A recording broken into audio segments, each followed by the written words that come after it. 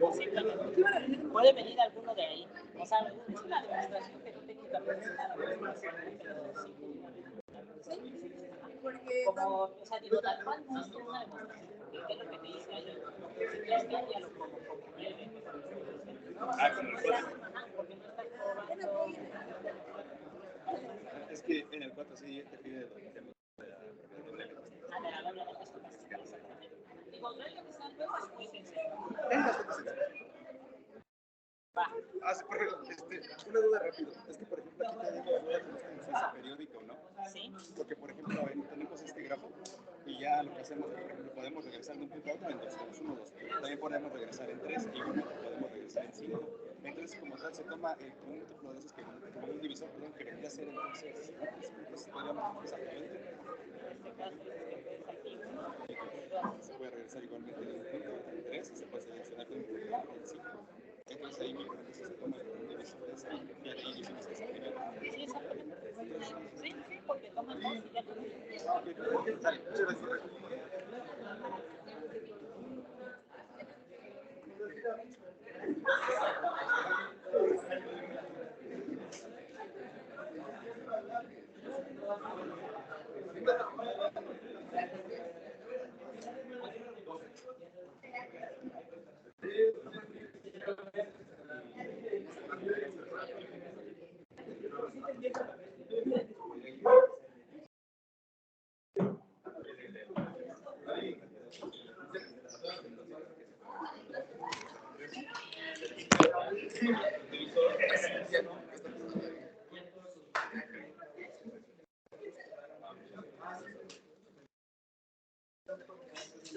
Bueno, vamos a dar inicio con nuestra sesión del día de hoy. Primero que nada, les comento que he subido en el equipo una versión más del apunte. Realmente esta es como ella es la última para este primer parcial, entonces ya no hay algo más. Creo que se adicionaron 3 ejercicios, entonces eso es como lo novedoso que pudiera tener esta lista. Ya se encuentra en el equipo de trabajo, entonces para que lo tengan presente. Vamos a verlo.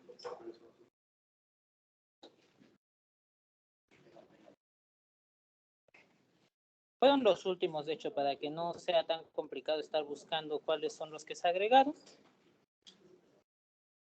Es el 18, que dice, nada más para resaltarlo, recuérdenlo.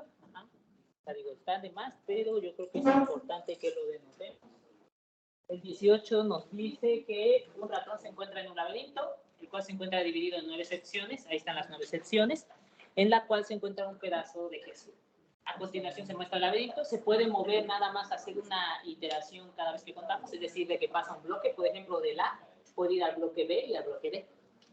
Del B puede ir a cualquiera de los bloques A, C y E, siempre se va moviendo. Y nos dice o nos pregunta, suponiendo que el ratón se encuentra en A y que el queso se encuentra en I, primero, ¿cuántas cajas en promedio visita el ratón antes de llegar al queso? Es decir, ¿cuántas veces se tarda ahí en lo que está jugando, pensando? De igual forma, tal vez no está, pero que la elección se hace de forma aleatoria. No hay mayor problema. Y segundo, ¿cuántas veces en promedio visita el ratón nuevamente la caja A antes de encontrar el queso? Porque es algo posible. Puede que regrese de nuevo a la caja A antes de llegar al queso. Entonces, este es un ejercicio que se adicionó. Segundo ejercicio que se adicionó es, dada una cadena de Markov X con matriz de transición dada por P y distribución estacionaria pi, por otra parte, definimos otra cadena de Markov Y con matriz de transición Q, pero observen que la matriz de transición Q está en función de la matriz de transición P y la distribución estacionaria. Me piden, 1, demostrar que la cadena de Markov con matriz de transición P es reversible si y solo si P es igual a Q. Es decir, en este caso, matrices de transición P y Q son iguales. Esa es la condición para que sea reversible. Ojo, es un sí, solo sí. Debo de probar entonces necesidad, suficiencia o manejarme solamente con, en este caso, argumentos sí, solo sí. Segundo, demuestre que la cadena de Markov tiene como distribución estacionaria la misma, pi. Entonces es sencillo. Entonces esa es la idea. Y tercero, este es más de práctica para ustedes, para asegurar que este a lo mejor no viene en el examen. aunque posiblemente sí, si se hiciera un tablero más pequeño. Ajá. Dice, dado el problema de serpientes y escaleras previamente definido, determine el número de lanzamientos en promedio que debe realizar un jugador para ganar el juego. Este pudiera venir en una variante, donde hagamos un tablero así, tal vez 6 celdas y acomodarlo, 7, o sea, pudiera estar. Hasta incluso con 9, porque ese tablero es muy sencillo. Ajá. Aunque se ve grande, realmente las probabilidades son sencillas y recuerden, al final estamos buscando la probabilidad de llegar a un estado absoluto. Eso disminuye. ¿Va? Bueno, entonces esos 13 adicionales, solamente por eso les di énfasis, los demás son exactamente los mismos que venían en la versión previa y ahora tenemos 20. Sí, entonces recuerden, nuestro examen nace de estos 20, nace de los primeros que tenemos, quedan como 5, ajá, o no sé cuántos, ya son, pero ahí pongamos que son 8, 28, ajá, y posiblemente alguno que venga extra. Les dije que no les aseguraba que uno de ellos viniera forzosamente de ahí. Ajá. Entonces, uno puede existir la posibilidad que no venga de ahí. Los otros, si son 4, 3 vienen de ahí. Si son 3, 2 vienen de ahí. Ajá. Eso lo podemos checar. ¿Va? Bueno, entonces solamente por eso resalté. Esa nota ya está ahí. Nuevamente insisto, yo espero, me faltó hacer una pequeña modificación a la primera sección, pero haciendo esa primera modificación ya, la primera sección no se va a mover. Y vamos a trabajar con la segunda. Como ustedes vieron, realmente lo que estoy haciendo con las notas no es agregar algo adicional, sino simplemente se están reforzando puntos que en su momento se estaban omitiendo. Entonces, por esa razón es que casi es lo mismo. O sea, si lo ven a esto, son poquitas las cosas que cambiaron, tal vez cambió un poco el orden.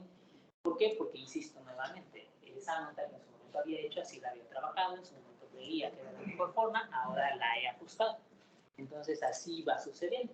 Cada vez igual en la segunda parte, ya está toda, ahorita por ejemplo tienen toda la segunda parte, que en su momento tenía la nota vieja, que ya en su momento iré cambiando, iré haciendo algunos ajustes, agregar algo extra, esa es la idea, ajá, para que pues no vaya siendo tan estático, vaya cambiando un poco. Bueno, entonces eso por un lado. Por otro lado, la clase pasada nos quedamos analizando el problema o el proceso de ramificación. Entonces decíamos, el proceso de ramificación no es nada más que un proceso estocástico, el cual va describiendo la evolución poblacional de de ciertos individuos, ¿sí? Puede ser en este caso alguna población, como lo dice, puede ser algún virus. De hecho, el que iba a agregar en su momento había visto un problema que trataba de eso, de un virus computacional que en su momento se expandió. Ya recordarán cuando las computadoras eran muy viejitas, como que los virus más clásicos eran los troyanos y los gusanos, y los mandaban a cada rato y en ese momento mucha gente no sabía. Entonces, te llegaba un link, ahí vamos a aplicarle. Digo, ahorita ya un poquito menos, ya sabemos que hay mucha información, pero en ese momento todo confiado. Y te llegaba algo y le picabas. Entonces, eso es. Por ejemplo, un virus, ¿qué hace? Una vez que tú le picas, ese virus se expande a tus contactos, lo envías y te va expandiendo. Entonces, para que lo tengamos presente. Pero bueno, ¿qué más tenemos? Entonces, ¿cómo yo puedo describir el crecimiento poblacional? ¿Cuál es el objetivo de estos procesos? El objetivo de estos procesos es, al final del día, saber cuál es la población que yo tengo al último tiempo, ¿verdad? Eso es lo que yo busco. ¿Cuál es esa población? ¿Cómo yo calculo cuál es esa población? Pues muy sencillo. Vamos a sumar todas las poblaciones. La población en el primer tiempo, sus descendientes de la primera generación, después los descendientes de la segunda generación, los descendientes de la tercera generación y así sucesivamente. Solamente estamos pensando en una población que crece. Más adelante, cuando veamos procesos ya en este caso más generales, como el proceso de Poisson, vamos a permitir que la población muera. Porque de momento solamente estoy pensando eso, que sigue creciendo, creciendo, creciendo, creciendo, creciendo. Sin embargo, más adelante vamos a permitir eso. Ahorita solamente crece. Entonces, ¿cómo cuento toda la población? Pues simplemente hago esta suma. ¿Qué crees? Que ZN, es decir, la población en la enésima generación, es la suma de todos los descendientes de cada una de las generaciones. XY denota el número de descendientes de la yésima persona en la n-1 o -2 generación, la que tú quieras. Esas XY están sumando. Ojo, vean que estamos señalando también que estos individuos o la descendencia que tiene un individuo es independiente. Entonces, así eso no importa qué individuo sea, simplemente sigue una distribución. ¿Sí? Tal vez con una probabilidad de 1/3 puede tener no tener descendientes, con una probabilidad de 1/2 un descendiente y con una probabilidad de 1/6 2 descendientes. Esa es una distribución que te dice finalmente cuál es la natalidad o el número de descendientes que puedes tener. Esos son independientes, simplemente hacemos ese supuesto. En teoría, pues es más o menos válido en la época actual, es más o menos válido.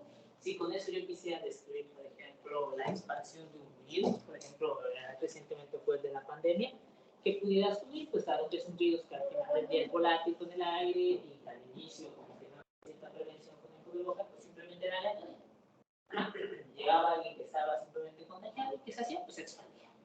Y era suerte, ¿no? O sea, igual ya dependía tal vez de cómo estaba, en ese caso, tu sistema inmunitario, posiblemente si tenías alguna otra enfermedad, algo, y pasa. Entonces, por eso relativamente es un supuesto válido, la independencia. Así como es en teoría la expansión de virus computacionales también relativamente. ¿Qué otra cosa? Por ejemplo, una reacción nuclear. Al final del día, que es una reacción nuclear, simplemente se hace o se busca que se estallen, en este caso, o que exploten o colapsen una cantidad de ¿qué? En este caso, electrones, átomos, lo que sea, partículas. ¿Y qué sucede? Cuando colapsan, se hacen más colisiones y se hace más. Esa es la idea. Entonces, eso es. ¿Qué problema tengo con esta suma?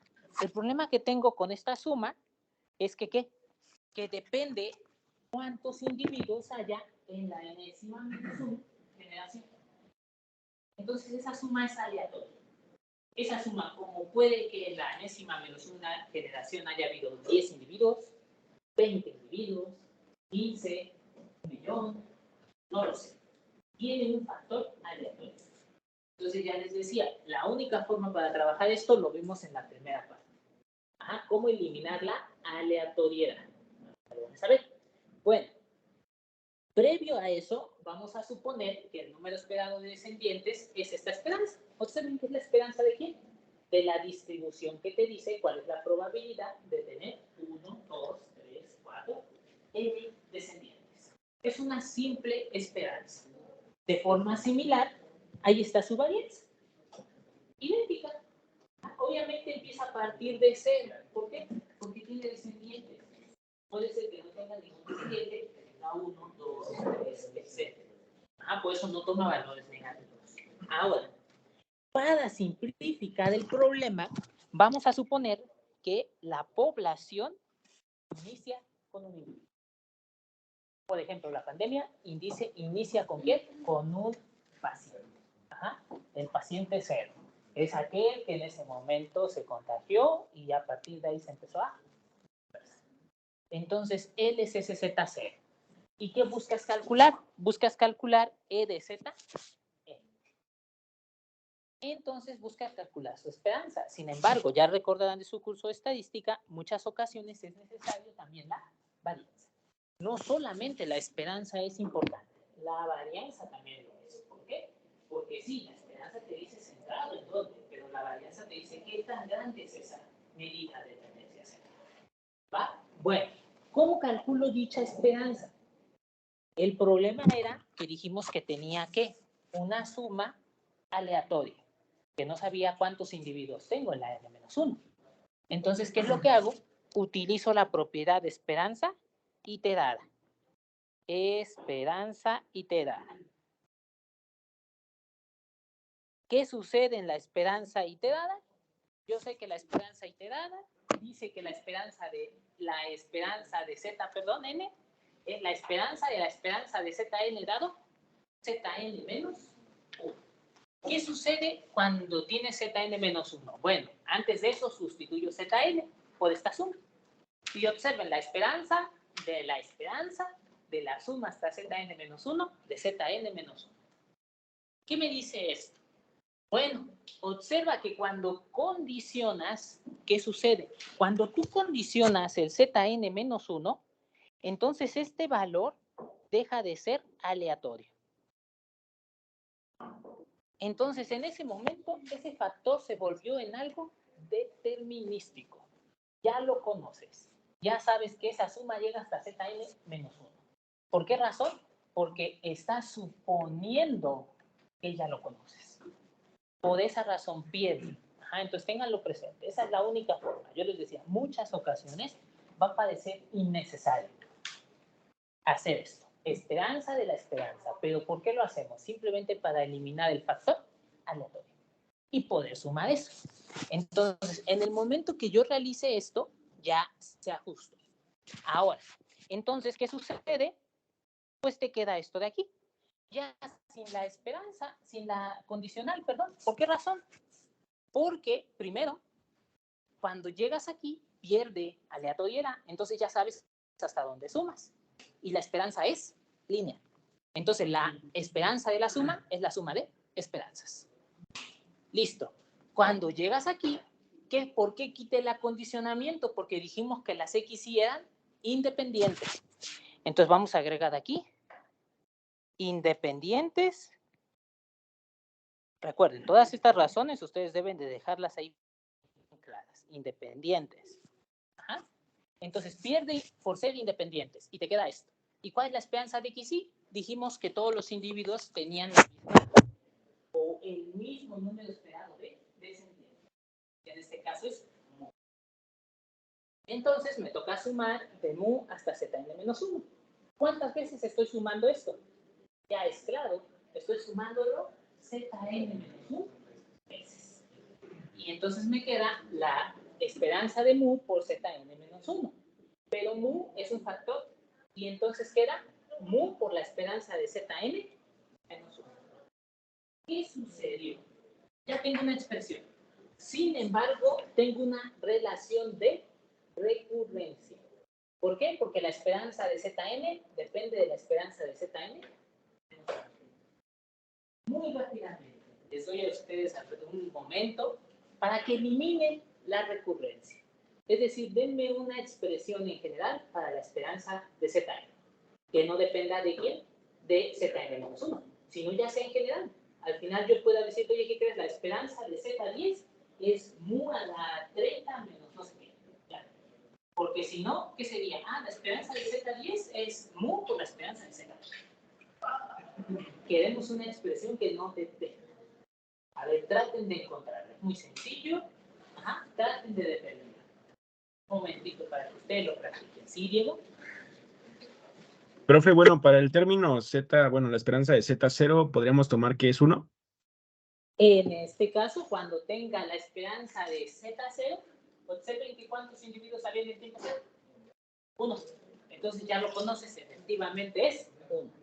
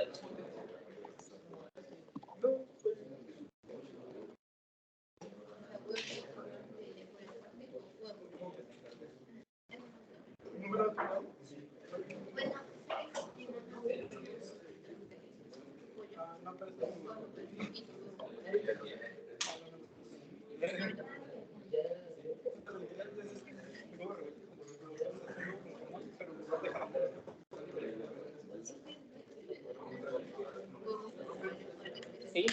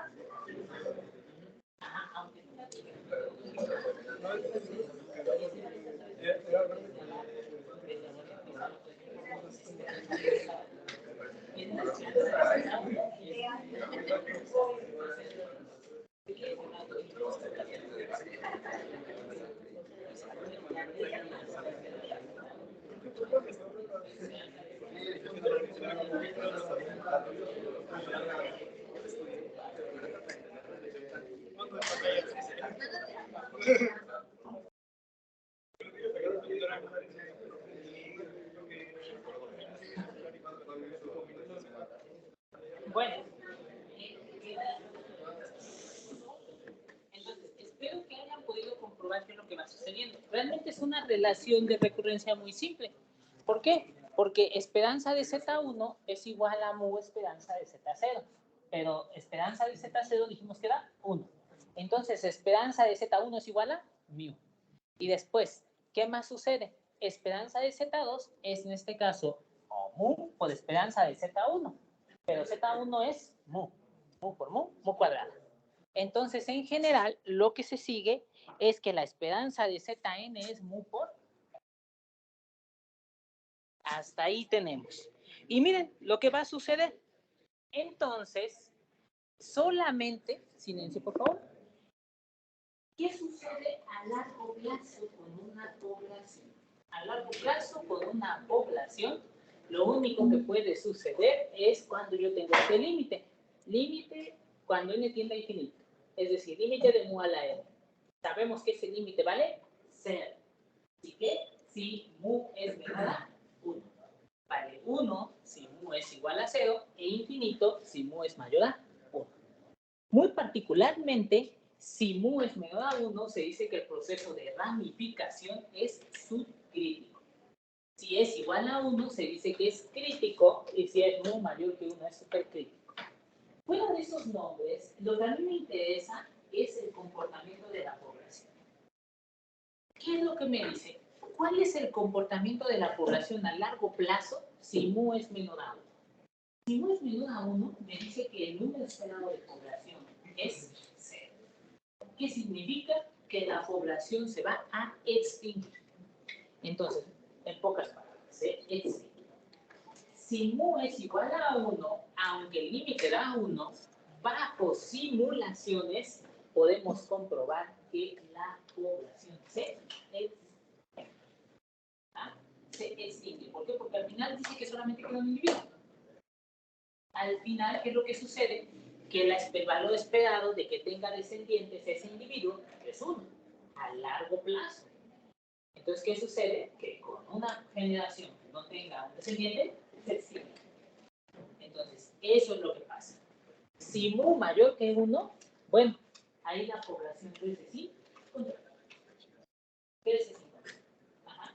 Entonces, esa es la idea. Observen que realmente la realidad, casi siempre, aunque tengas esta, que crezca sin control, sí, la población crece sin control, pero estaría sujeto ¿a qué? A los nutrientes, a los elementos, a lo que implica. Entonces, por eso siempre dicen que al final del día, independientemente de cuál sea de esos tres que analicemos, la extinción siempre es lo que se ve. Ajá. Entonces, siempre es lo que se ve. ¿Por qué? Porque si son menos, se extingue. Si son más, pues entonces tendrá una pelea por, en este caso, los recursos. Y al final se extingue. Entonces, esa es la idea. Ahora, ¿qué sucede con la varianza? Para la varianza voy a ocupar la fórmula de la varianza total. Igual la vimos al inicio, justo por eso uno de los pequeños conceptos que repasamos. ¿Qué me dice la varianza total? La varianza total te dice que la varianza de Zn es igual a la esperanza de la varianza de Zn dado, aquí se me fue, pero es Zn menos 1. Nuevamente, observen que esto parece ser que se hizo más grande, más extenso. Pero la realidad es que todo esto se hace ¿por qué? Porque Zn tiene un factor estocástico, aleatorio. Y en el momento en que tú condicionas, ya se solucionó. Se hace algo determinístico. Muy particularmente observen que este ya lo tengo. Este de aquí es el que acabo de obtener allá arriba, que es mu o mu a la n. Solamente me falta el otro, la esperanza de la varianza. Así que me centro en analizar la varianza. Ajá. Vamos a escribirlo. A ver, entonces, quiero calcular la varianza de Zn dado Zn menos 1. Y esto es igual a la varianza de la suma desde i igual con 0 hasta Zn menos 1. ¿De quién? De xi, dado Zn menos 1. Pero ¿qué sucede? En ese momento esto se hace determinístico y te queda aquí la suma. Y entonces esto es igual ¿a quién? A la varianza, si quieren la pongo como repetida, desde i igual con 0 hasta Zn menos 1 de xi, dado Zn menos 1. Pareciera ser que no hice nada, pero realmente, ¿qué fue lo que hice? ¿Por qué lo estoy señalando dos veces? Para que quede explícito que en ese momento perdió la aleatoriedad. Y por lo tanto, ahora sí, puedo eliminar el otro valor por independencia. XY. Y dado que son independientes, la varianza o la suma de varianzas, en este caso, es ¿quién? La varianza de la suma de varianzas. Si tuviera coeficientes, saldrían al cuadrado, pero no hay. Son unos. Entonces, esto es, para que tengan cuidado, suma igual con 0, perdón, aquí lo había puesto 0. N, ajá. Y aquí sería varianza de XY. Si la varianza es sigma cuadrada, entonces esto es n por sigma cuadrada. Ah, perdón, es hasta Zn menos 1, ¿verdad? Zn menos 1. Y por lo tanto, esto de aquí es Zn menos 1 por sigma cuadrada. Conclusión, ahí está. La varianza es Zn menos 1 por sigma cuadrada. Entonces, ¿qué debo de hacer? Tomo la expresión general nuevamente y sustituyo. ¿Cuánto vale esta primera? Zn menos 1 por sigma cuadrado. ¿Cuánto vale esta segunda? La mu o la mu sale al cuadrado. Mu cuadrado. ¿Varianza de qué? De Zn menos 1. Vamos bien hasta aquí. Segundo paso. Nuevamente les doy un momento para que resuelvan la relación. Otra vez. ¿Por qué? Porque esta depende de Zn menos 1. Quiero una expresión que no dependa ya de 10. Ahora es un poco más compleja. ¿Por qué? Porque se agrega sigma cuadrada mu n menos 1. Pero salvo eso, todo lo demás es normal. Entonces traten de encontrar la expresión que elimina la aleatoriedad.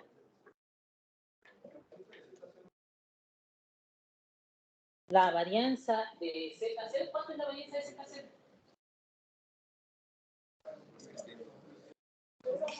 Cero. ¿Por qué? Porque es uno, no hay radiación, es una constante.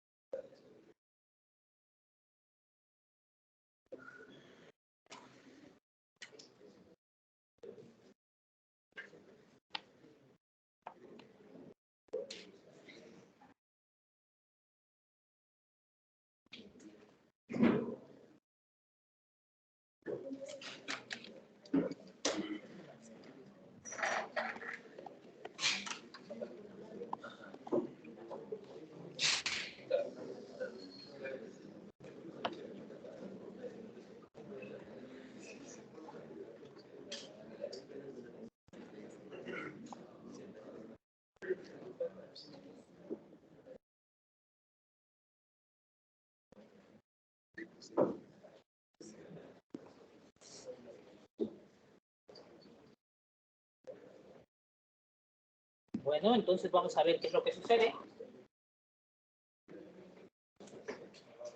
Entonces, ¿qué es lo que va sucediendo en realidad?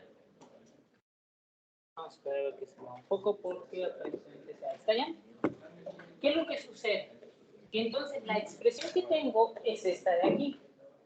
Y entonces empiezo de forma recursiva. Ya sea que empiecen desde el 0 o empiecen al revés. ¿Qué tengo? Que la esperañanza de Zn es sigma cuadrada mu a la n menos 1 más mu cuadrada varianza de Zn menos 1. Y ahora sustituyo Zn menos 1. ¿Por qué? Sería sigma cuadrada mu a la n menos 2, mu cuadrada varianza de Zn menos 2. Reacomodo y obtengo sigma cuadrada mu n menos 1 y mu cuadrada con mu n menos 2 queda mu a la n por sigma cuadrada. Ahí está. Va a factorizar. Más, ahora, mu cuadrada por mu cuadrada, mu cuarta. Zn menos 2. Pero ahora, ¿qué es lo que sustituyo? Ahora sustituyo varianza de Zn menos 2 como sigma cuadrada mu o mu a la n menos 3 más mu cuadrada varianza de Zn menos 3. Pero eso de ahí, ¿quién es? Nuevamente, tengo mu cuarta por mu a la n menos 3, te queda mu a la n menos 3 más 4. Es decir, mu a la n más 1. ¿Por quién? Por sigma cuadrada. Es decir, aquí está, sigma cuadrada. Más, te queda mu cuarta por mu cuadrada, mu sexta. Mu sexta, varianza de Zn menos 3. Técnicamente aquí ya tengo una especie de patrón. ¿Cuál seguiría? Seguiría sigma cuadrada, sería mu n menos 1 más mu n más mu n más 1 más mu n más 2 más mu octava varianza de Zn menos 4. Prácticamente así seguiría. Entonces, ¿qué es lo que sucede? ¿Cuántos términos voy agregando aquí? Observen, tengo 1, 2, 3 y aquí tengo menos 3. Tengo 1, tengo menos 1. Tengo 2, tengo menos 2. Entonces, cuando yo llegue hasta aquí, que tenga ¿cuántos términos? 1, 2, 3, hasta n menos 1, que sería, en este caso, tendría aquí Z0, n menos 1, menos, ¿quién? N menos 1, que sería Z0. Y en vez de tener aquí n menos 3, aquí ¿cuánto tendría? Z o mu a la 2n. Dijimos, la varianza de Z0 es 0. Por lo tanto, obtengo que este término se cancela y me queda esta expresión. ¿Puedo factorizar a quién? A mu n menos 1 y te queda 1 más mu hasta mu n menos 1. Esa expresión se puede simplificar por la suma geométrica como 1 menos mu n entre 1 menos mu. De esa forma se puede simplificar. Y por lo tanto, ¿qué es lo que sucede? Ojo, esto siempre que mu sea diferente de 1. Entonces, si mu es diferente de 1, esta es la expresión. Sigma cuadrada, mu n menos 1, 1 menos mu a la n entre 1 menos mu. Oye, ¿y qué pasa si mu es 1? A ver, vamos a ver. Tengo 1, 1, 1, más 1. En realidad tengo n veces 1. Entonces tengo n por sigma cuadrada por 1. Entonces, si mu es 1, es n sigma cuadrada. Y ahí está la expresión de la varianza. ¿Qué sucede nuevamente? Observen que si en este caso yo espero que cada descendiente tenga 1 en generación, ¿la varianza de quién depende? De la enésima generación. ¿Y tiene sentido? Porque ¿qué es lo que sucede? O sea, realmente, en este caso, ¿qué es lo que está pasando? Cada individuo tiene, en este caso, la esperanza de tener a lo máximo un descendiente. Entonces, ¿qué es lo que sucede? A largo plazo, pues cada individuo tiene un descendiente. Y entonces, ¿cuál es la varianza? Ah, pues bien sencilla, es n, porque ahora hay n individuos, por la varianza original. Entonces, por eso tiene sentido. En el otro lado, bueno, se queda un poco más compleja o en este caso tratar de entenderlo, pero al final del día es exactamente similar. ¿Por qué? Porque es una proporción de todos los individuos. Simplemente es eso. Solamente los estás adicionando. Vamos bien hasta aquí. ¿Todo claro? Bueno, entonces con eso en mente, con esto de hasta aquí, tenemos esperanza ahí, varianza. Ahora, en pocas palabras, ¿qué fue lo que dijimos? La población se va a extinguir. Lo único que me faltaría tal vez saber es con qué probabilidad se va a extinguir en caso de que mu sea mayor a 1. ¿Por qué? Porque sabemos que va a crecer sin control a largo plazo, pero puede que en algún momento se extinga. No tiene sentido que hablemos de probabilidad de que se extinga si mu es menor a 1. ¿Por qué razón? Porque es seguro que se va a extinguir. Ya lo vimos. El límite te dice que eso vale 0. Entonces no tiene sentido que te pregunte cuál es la probabilidad de que se extinga una población en algún momento. Es 1. Va a extinguir. Entonces lo único que quedaría es como, a ver, oye, existe la posibilidad que aún teniendo la posibilidad de que tenga más de un descendiente, la población se extinga. Bueno, ahí sí puede que no. Dependerá. Pues vamos a ver ya esa última pregunta. La probabilidad de que en algún momento se extinga la población.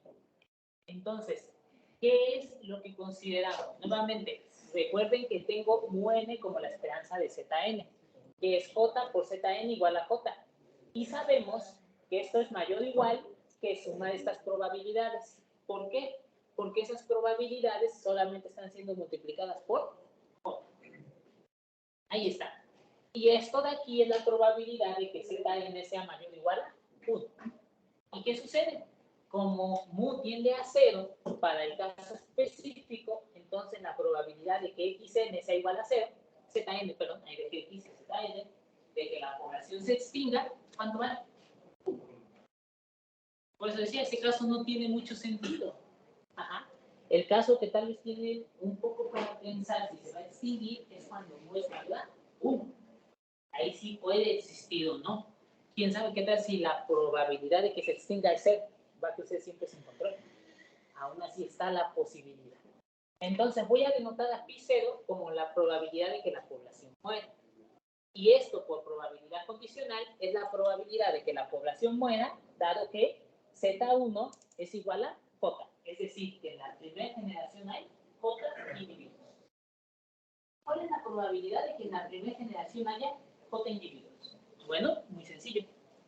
Es XJ. Dijimos que XJ, ¿qué te decía? La probabilidad de que un descendiente tenga J individuos o J descendientes. Entonces, esto es probabilidad condicional. Simplemente se está multiplicando por la probabilidad de que Z1 sea igual a J, que es XJ. Listo. Y entonces, ¿qué sucede?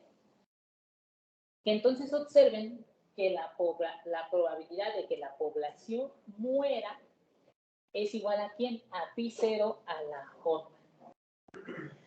¿Por qué es π0 a la J? Porque ahora observa lo siguiente. Aquí es de que la población muera. ¿Cuántos individuos dijimos que había al inicio? 1. Entonces la probabilidad de que la población muera, hay un individuo, es en este caso simplemente π0. Pero, ¿cuál es la probabilidad de que la población muera, dado que hay J individuos? Pues es la probabilidad, o en este caso, el producto de quién. De que muera el primero, el segundo, el tercero, el cuarto, el quinto, el sexto individuo. De cada uno, porque si ellos mueren, ¿qué sucede? No hay descendientes y poder de la población en general. Bueno, por tal razón, aquí tengo un π0 a la J. Porque esto te va diciendo cuántos individuos hay. ¿Hay 1? ¿Hay 2? ¿Hay 3? ¿Hay 4? No lo sé. Dependerá. Entonces observan que la probabilidad de que la población muera depende de quién? De la distribución del número de descendientes que puede tener un individuo. ¿Vamos bien hasta ahí? Ahorita vamos a ver un ejemplo para que quede claro. Por ejemplo, este ejemplo en particular dice, considera una población conformada nuevamente por un individuo, la cual puede tener hasta 2 descendientes. Es decir, la probabilidad de que ese individuo no tenga descendientes es de 1. La probabilidad de que tenga un descendiente de 4. Y la probabilidad de que tenga 2 descendientes de otro 4. En pocas palabras, ese individuo no va a poder tener más de 2 descendientes. Ajá. Entonces, tengo esto de aquí. ¿Estas quiénes son? Son X0, X1, X2. Ahí está. Y me piden determinar la probabilidad de que la población C exista. Es decir, me están pidiendo ¿quién? Pi0. Pi0 es la probabilidad de que la población C exista. Ajá. Observen que estoy adquiriendo la notación de la distribución límite, de la distribución estacionaria. ¿Por qué? Porque el estado 0 es que la población C extinguió. Pues solo me interesa Pi0. Aquí no me interesan las demás. O sea, digo, pues es una cantidad infinita, entonces sí puede haber, pero realmente solo me interesa la extinción. Entonces, ¿qué es lo que realizo? Lo de arriba me decía que necesito esta expresión. J, X a la J. ¿Quién es eso? La esperanza. Voy a ver la esperanza. Entonces, una es la distribución y ahora es la esperanza. La esperanza de mu me dice que en promedio este individuo va a tener a largo plazo 0.75 descendientes. ¿Qué significaría? Que de cada 4 individuos que hay en la población, solamente 3 van a tener descendientes. ¿O no? Pregunta. ¿Cuál es la probabilidad de que la población se extinga? ¿Cuál es la probabilidad? ¿Necesita hacer el otro cálculo? ¿El de arriba? No. ¿Por qué pasa? Porque mu es menor a 1. Justo por lo que les decía. Cada 3 de 4 individuos va a tener un descendiente. Entonces, ¿qué es lo que sucede? Que eso se va disminuyendo. Al inicio éramos 16. Y de esos 16, solamente 3/4 partes tuvieron descendientes. Es decir, 12. Y de esos 12, ahora solamente 3/4 partes tienen en este caso un descendiente. Entonces ahora quedan 9.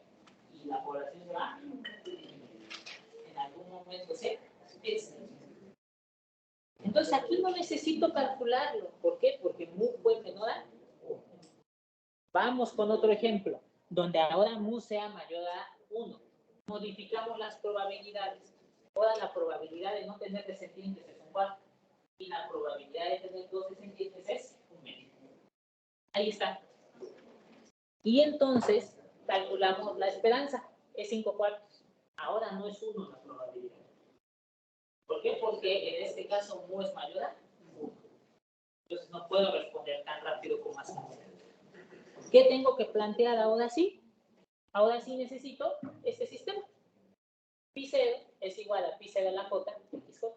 Y empiezo. A ver, con 0. Sería Pi0 a la 0, que es 1, X0. X0 vale un cuarto. Después, Pi J igual a 1, Pi0 a la 1 por X1, que es un cuarto. Cuarto de Pi0. J igual a 2, Pi0 al cuadrado por X2, que es un medio. Y entonces tengo esto de aquí. ¿Quién busco? Dice, tengo una ecuación de segundo orden. Entonces voy a multiplicarla por 4 y obtengo 4 pi0 es igual a 1 más pi0 más 2 pi0 cuadrada. Implica que 0 es igual a 2 pi0 cuadrada menos 3 pi0 más 1.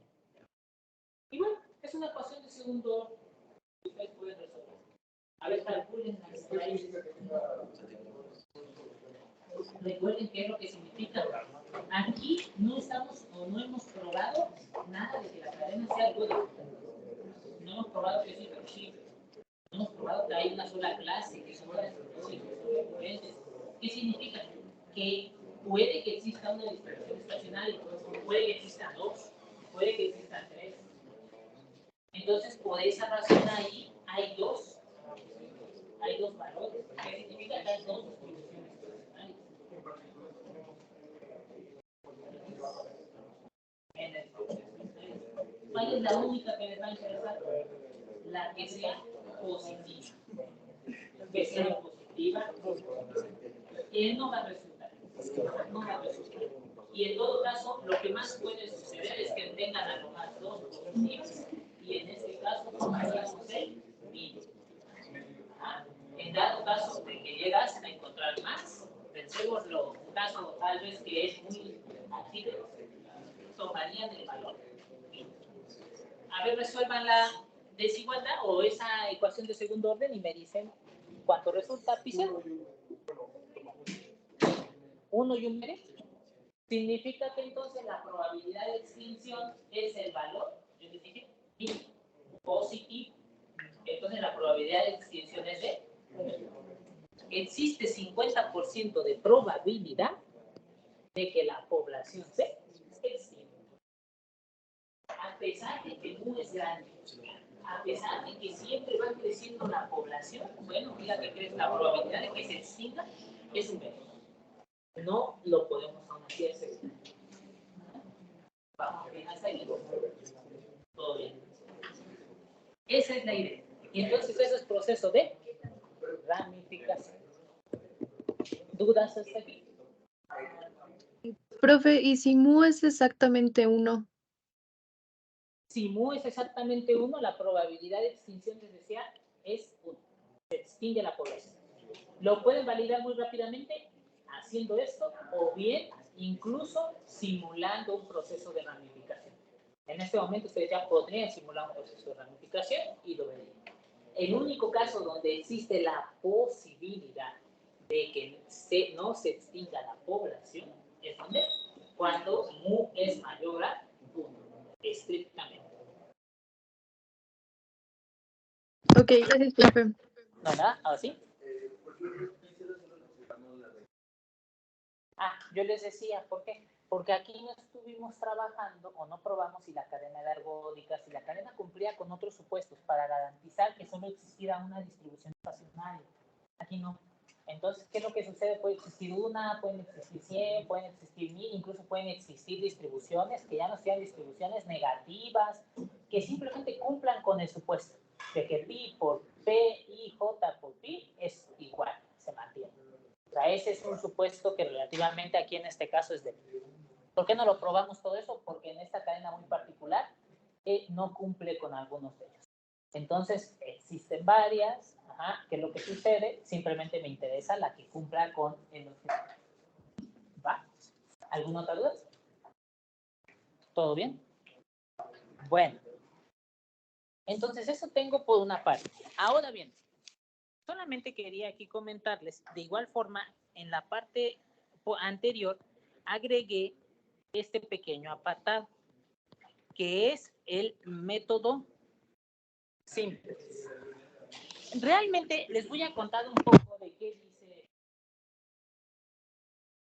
el método simple en optimización lineal. Ustedes ya saben cómo funciona el método simple. ¿Qué hace el método simple? Simplemente buscan los puntos externos. Entonces yo tengo, como quien dice, es algo similar a un poliedro. Llamémoslo un hiperpoliedro, si está en muchas dimensiones.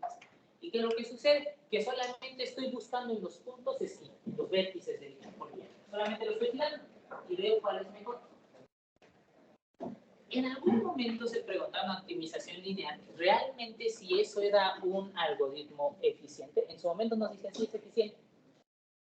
Pero realmente sí lo es, porque imaginemos que ese poliedro que tuviera n condiciones y m restricciones. Entonces, ¿cuántos puntos extremos va a tener n? Y por ejemplo, pensemos que tengo 100, en este caso, condiciones, o 100 variables, 1000 variables, y tengo 100 restricciones. Tendría que usar un número combinatorio de 1000 en 100, o 100 en 1000. Y ese número combinatorio, si no mete en la calculadora, no da. Entonces, ¿qué significa? Pues ese algoritmo solamente busca. Realmente pareciera ser que es muy malo, porque simplemente ¿quién no te dice que en el peor de los casos hay que buscar y evaluar todos los puntos. Bueno, resulta ser que esto lo podemos modelar como un simple proceso estocástico, donde cada punto extremo es una gráfica, es un vértice de una gráfica. ¿Y qué es lo que sucede? Todos los puntos están conectados, porque en teoría puedes pasar de un vértice al siguiente. ¿Cuál es la condición? Que vas mejorando. Vas mejorando. Esa es la única condición. Resulta ser que, dado lo anterior, este modelo de método simplex en promedio sigue una distribución normal con una media y varianza logaritmo de. Entonces, muy buena. ¿Qué logaritmo? ¿Qué significa? Que si tú le pusieras ahí 10 a la 100, un 10 a la 100 es un número bien grande, pero el logaritmo de 10 a la 100 es 100 veces el logaritmo de 10. Es más o menos, pongámoslo como un 300. Ajá, un 300. Entonces, eso es por tal razón que el método simplex es muy bueno. En el tiempo promedio, en ninguna ocasión te vas a encontrar evaluando más de esas cantidades. Por eso es que el método simplex es realmente eficiente. Y por eso se usa, aunque al inicio pareciera ser que no. Ajá, bueno.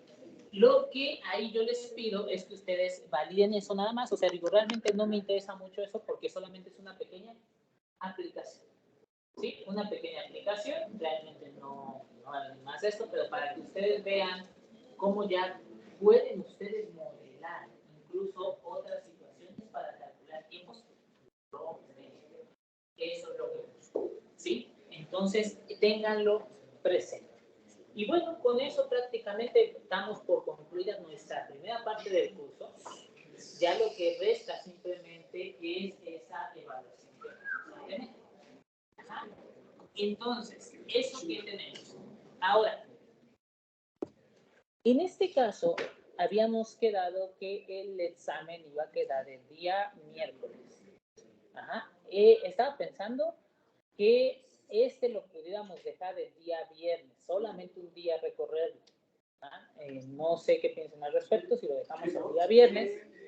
Ajá. Entonces, bueno, aquí veo que los que estamos aquí en el salón estamos aparentemente de acuerdo. No sé qué piensen aquellos que están conectados. De mi parte está bien, profe. Sí, Sí, profe, que sea el viernes.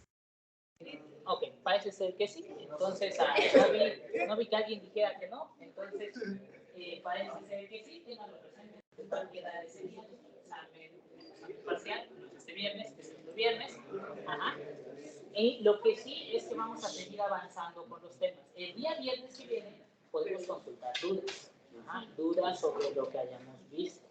Sin embargo, ya si no existen dudas, vamos a seguir avanzando. ¿Qué es lo que sigue? El proceso de Poisson. Por otro lado, siempre que vamos avanzando, me gusta mostrarles qué es justo lo que hemos trabajado. Porque, para que ustedes vayan viendo justo qué es lo que vamos trabajando y que efectivamente vamos alineados a lo que marca en este caso nuestro plan de estudios. Entonces, en este caso es procesos estocásticos. Está, y nos marca toda una primera sección de ecuaciones de Chapman número 2, clasificación de estados, probabilidad límite, aplicaciones, problemas de la vida del jugador, caminata aleatoria, modelo del algoritmo eficiente, que fue el de simplex, proceso de ramificación, tiempos reversibles y los procesos de decisión markovianos, que al final del día son muchas las aplicaciones. ¿Por qué? Porque ahí entra todo lo que es el tiempo entre estados transitorios, ahí entra la probabilidad de ir a un estado absorbente, todo eso. Entonces, prácticamente hemos concluido la primera parte. Lo que sigue es un poco o relativamente corto. Es todo el proceso de Poisson. Seguramente nuestro segundo parcial va a ser todo proceso de Poisson y una parte de cadenas de Markov a tiempo continuo. Y nuestro tercer parcial va a ser una parte de cadenas de Markov a tiempo continuo, y aquí yo hago un pequeño ajuste. Nosotros dejamos esto para el final. Ajá, sí llegamos. ¿Por qué? Porque esto es cálculo estocástico. O sea, realmente sí es sencillo, es muy simple. de trabajar el cálculo estocástico. Se oye complicado realmente. Yo la primera vez que lo vi pensé que era complicado. Pero ya cuando lo ves, realmente es muy sencillo. Realmente no es por decir que podamos más que alguien más, pero al final del día, si estos temas de cálculo estocástico los llegan a ver, en este caso, en materias de economía, yo creo que nosotros que estamos en un curso de procesos estocásticos podemos aplicarlo y mucho mejor. Entonces, eso también lo ven, es muy sencillo, pero sin embargo, nosotros hacemos una modificación para que se lleven el movimiento browniano. A mí se me hace un poco más relevante el movimiento browniano. Ya puedan aprender un poco más de cálculo estocástico. Es muy sencillo, son solo fórmulas. Entonces, no veo mayor tema con el cálculo estocástico, al menos en la parte inicial. Y la parte aplicativa, ya si se dedican a investigación, ya no va a ser así. Ya va a ser otra cosa. Pero al menos en esa parte es así. Entonces, esa es la estructura que vamos en nuestro curso. Ahora, quería comentarles también otra cosa. Por ahí surgió un pequeño inconveniente los días miércoles que tenemos nuestra sesión de 6 a 7:30. Entonces, ¿qué es lo que pasa? Estaba viendo la posibilidad de que esta misma la podamos, en este caso, mover. ¿Qué es lo que yo estaba pensando, la verdad, para no afectar a nadie más? Lo que yo estaba pensando era que posiblemente, para que no hubiera tema, yo solicitara que nuestra sesión de los lunes y los viernes quedara hasta las 9:30. Sin embargo, yo estaría ahí tratando de llegar hasta las 9:15 máximo para que no hubiera mayor tema. ¿Y qué es lo que sucede? Aún nos quedaría media hora que el cliente pueda abarcar. Entonces, esa media hora que tendríamos pendiente, yo estaba pensando que la colocáramos el día viernes temprano. No tendrían que asistir porque esa primera parte yo vendría y sería solamente para dudas que ustedes tengan. Es decir, más que nada esos 30 minutos que sobrarían estarían siendo creados como un pequeño espacio de dudas, que sería de 4 a 4:30. Yo estaría aquí, les diría dónde estaría y adelante. Las dudas que ustedes tengan, las vemos. ¿Qué va a ayudar? Y realmente yo creo que el tiempo nos va dando. Porque actualmente pues hemos perdido o hemos quitado algunos tiempos de las dudas que van surgiendo. Generalmente vamos iniciando nuestra sesión más o menos como cuando es 7:30, como a las 8, o vamos dejando esos periodos, ¿no? Por las dudas que van surgiendo. Entonces mi idea es esa, que ustedes utilicen ese espacio de 4 a 4:30 para dudas, que nos vayan a ver. Y entonces, diciendo esto, nuestro horario quedaría de esa forma, de 7:30 a 9:30 lunes, viernes, y el viernes tendremos ese pequeño espacio. No sé qué piensen al respecto. Digo, realmente yo solo les propongo ese horario porque no tengo otra opción. O sea, realmente les he dicho, y creo que todos saben, realmente, aparte de aquí tengo otro trabajo, entonces realmente voy a tratar de moverlo para algún otro horario, o sea, sería otro caso muy extremo, ¿no? Que les dijera, vamos a moverlo a las 7 de la mañana.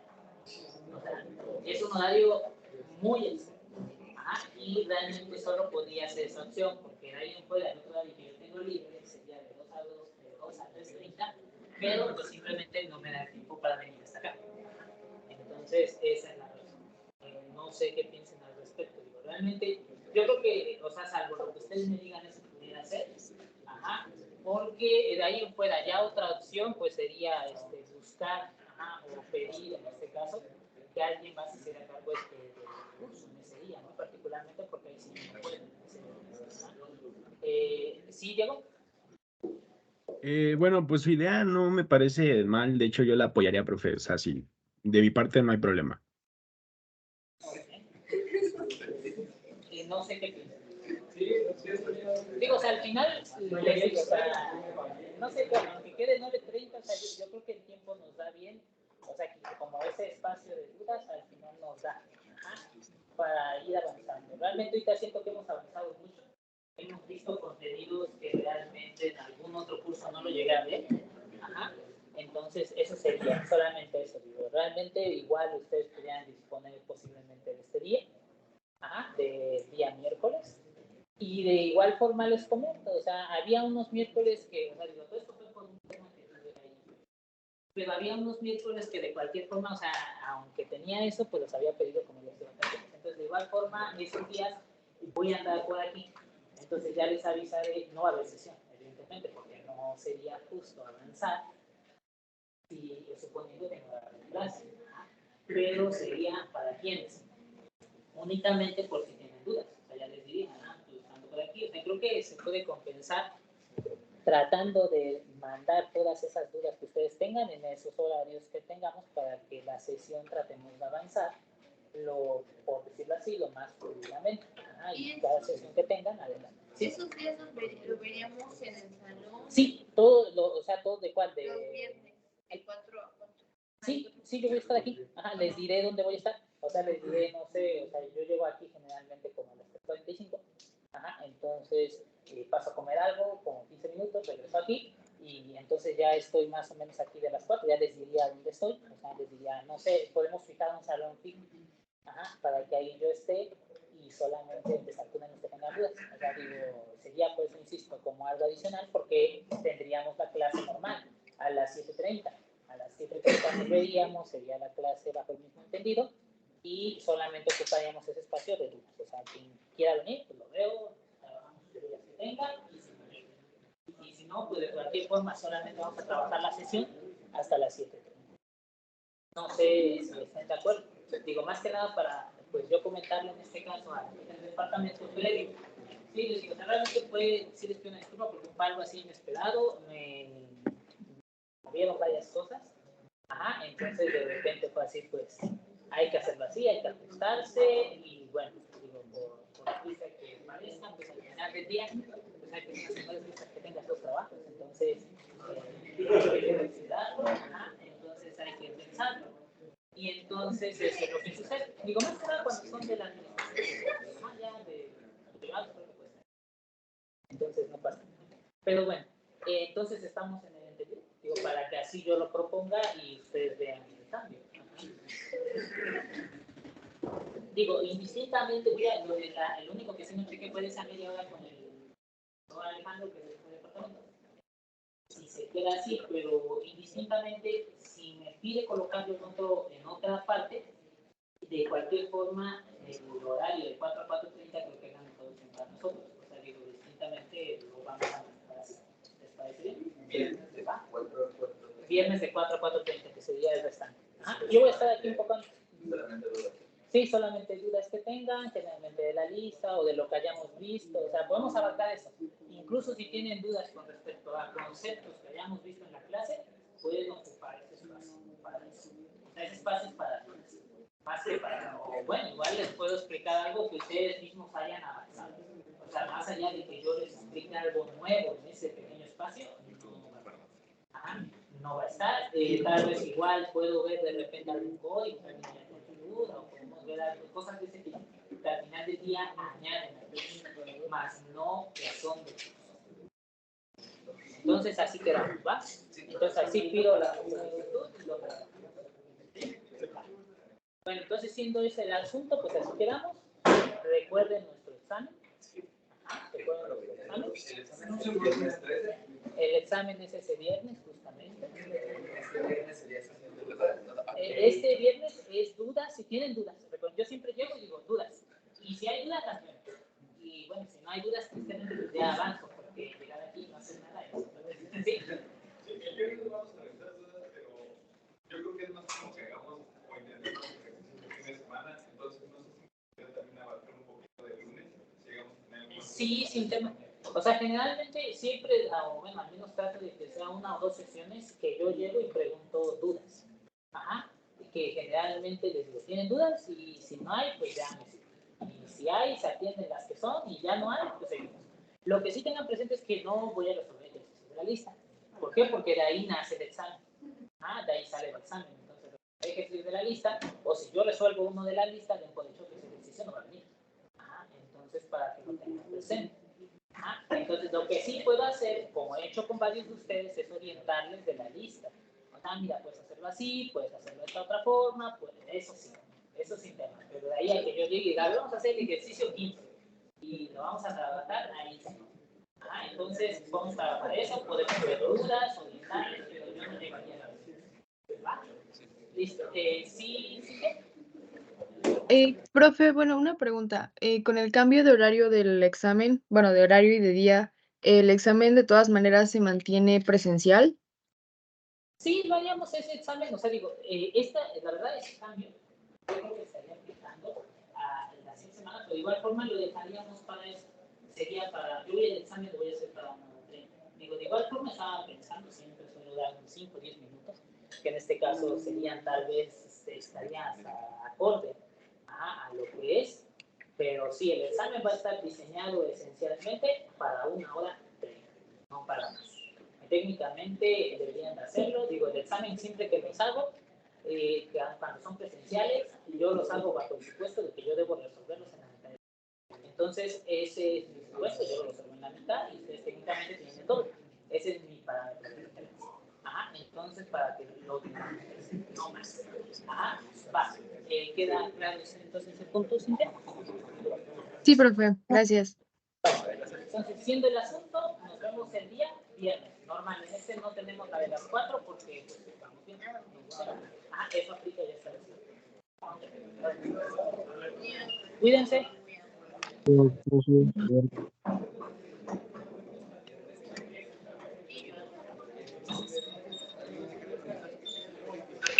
Gracias, profe. Hasta luego. Gracias, hasta luego.